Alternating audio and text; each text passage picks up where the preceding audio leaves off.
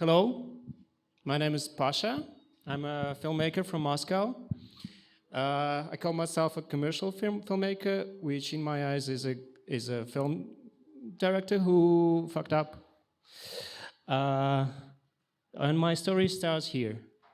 So this is me with a funny hat.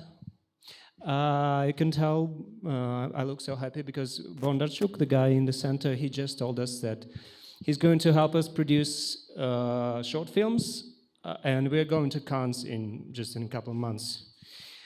But it wasn't destined to happen, unfortunately. I guess we could go to the next one. Yeah.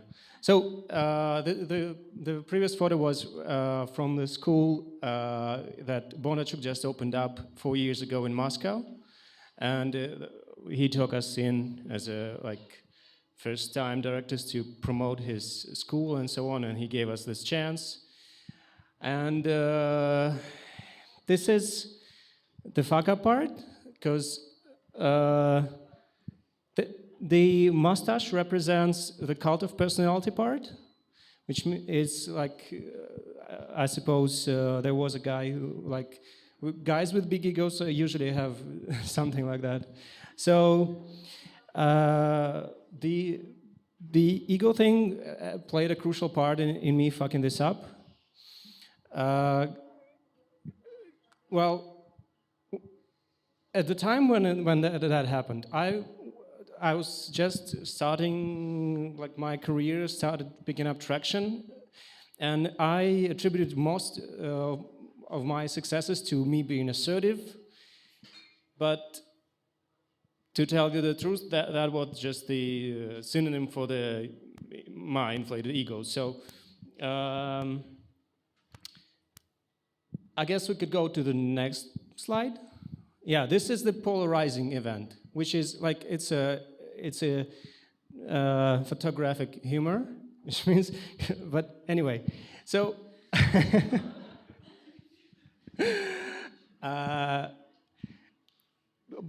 basically what happened? I guess I was too assertive and too there was too much of me in this school, and it became really obvious at one of the classes, where in a small group of directors, when a visiting director of photography, a cinematographer, he was teaching us something, and I decided to step in because he wasn't explaining something good enough. So for me, it was an okay move, because from my perspective, me helping my fellow students was more important than maybe a little bit of insubordination, especially in a small group. But the producers who actually started the school, and they were present at almost all the classes, they became really nervous. And after the class, I came to one of the producers, and he was nervously sucking on his cigarette, and I asked him, well, come on, I thought it would be nice. But there was no way we could talk, unfortunately, since these situations kind of happened a couple of times, something like that, because he was having trouble projecting his authority towards the students, and kind of our antagonism became too problematic for the guys, for the producers, and we come to the next thing, which is the meeting behind closed doors in a dark room with the powerful ones. When they basically just a couple of months after we started, or maybe a month after we started, they asked me to leave. So they basically, we sat at the table, and all the people who started the school, they told me, well, unfortunately we are going to, you will have to go. And I said, fuck no, I'm not going anywhere. And then the next thing happens is a New Year's party, just a day after, I think, when they were. I thought that wasn't much of a conflict. I thought it was okay. It could be solved. So when at the party they were trading shitty stories between themselves, the big and powerful people. I came in with a bag of beer and told me maybe we could drink and sort everything out, but I was told in a very strict manner that we are not going to drink with you. So then comes the next part, which is the denial, which means that after after I've been told very clearly that I'm not wanted, I still stayed in the school, and I thought I could still win this. Within, so because I felt this is the ego part. I felt I was so brilliant that I could, despite everyone not wanting me here, basically, I thought, well, I would do something so miraculously good that they will have to accept this, and my dream that I've been working for 10 years to realize and so on, it will still happen and everything will be fine. But unfortunately, I've been given, instead of a producer to produce my short film, which was the project that should have launched my film career, I've been given a screenwriter. And they told me, but he wants to be a producer. So it's basically the same thing.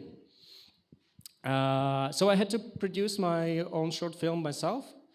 And I was trying to, this is the descent into madness and all this. So I've been trying to win this. I'm having this situation where I cannot accept failure. I cannot accept that I've been given this wonderful chance, and somehow, because of my best intent, just because I've been trying to do good, I'm still failing. And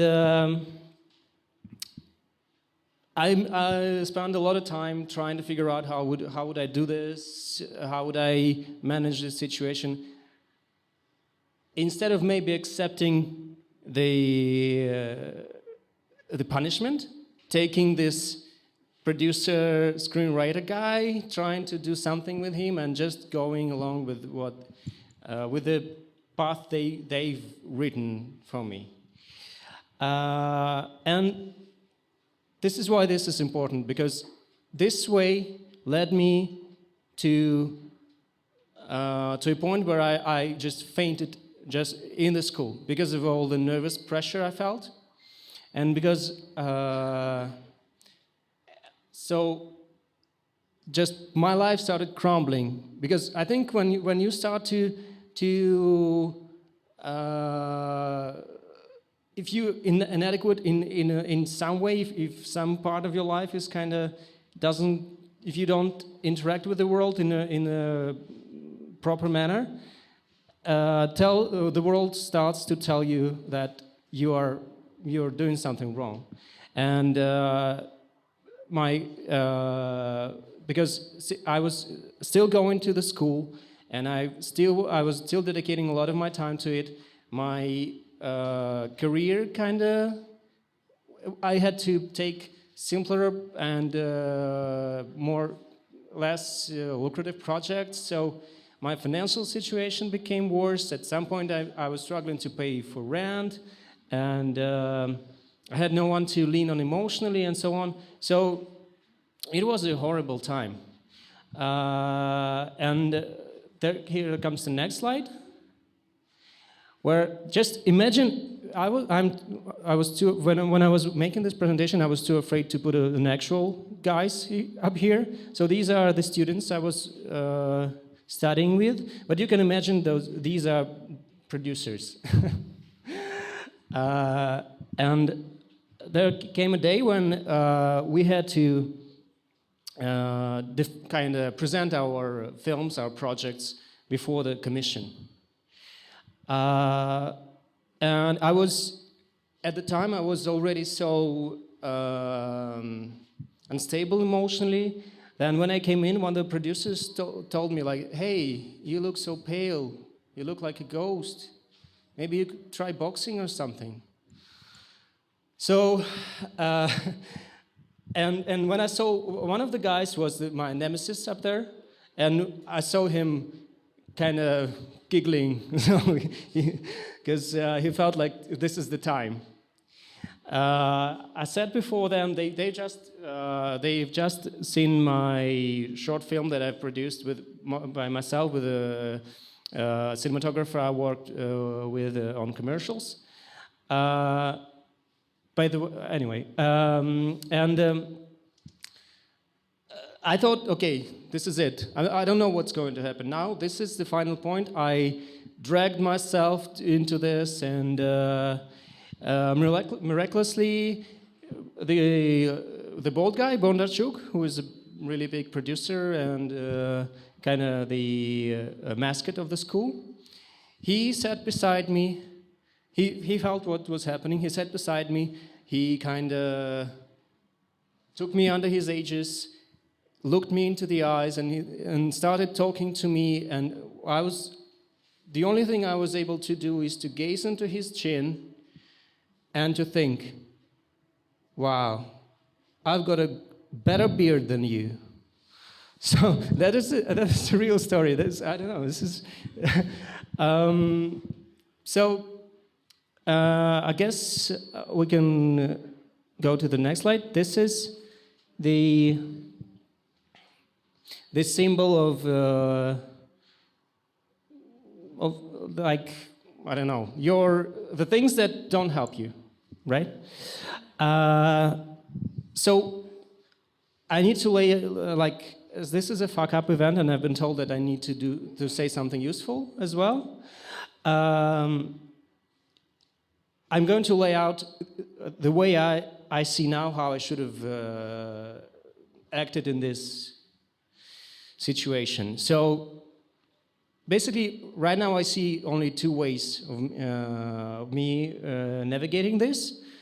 I should have either went along with the rules that have been laid out by the producers and try to basically curb up my ego and try to do this as I am being told to do this. But no. But since for me it was kind of it was really difficult to accept this, because I went into this as an independent creative, and this wasn't one of my goals.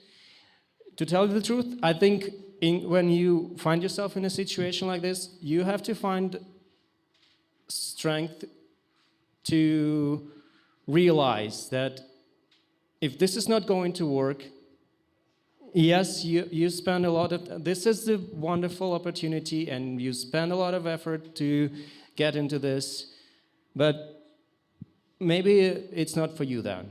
I wasn't ready to accept this reality. And it was so damaging that I felt depressed for basically until the next slide, where I came to Armenia like 2 months ago. So the only cure for me was basically just leaving the place altogether, leaving all the things, because like in movie industry it's very important, the connections and the networking is crucial. And I felt, okay, I'm not since I did all that, since I had this since I managed this so poorly, I'm not going to be a film director. I'm not going to do like all this stuff that I've been working so hard on. and I became really depressed, and it was difficult. So I was kind of, my life started, yeah, just the life started sipping out of me, because my dream died because of all this. But then now I'm in Armenia, and I have I'm kind of I don't know. Maybe it's the air, maybe it's the people, but I'm feeling really great now. So thank you for your attention, and thank you for your kindness as an Armenian people.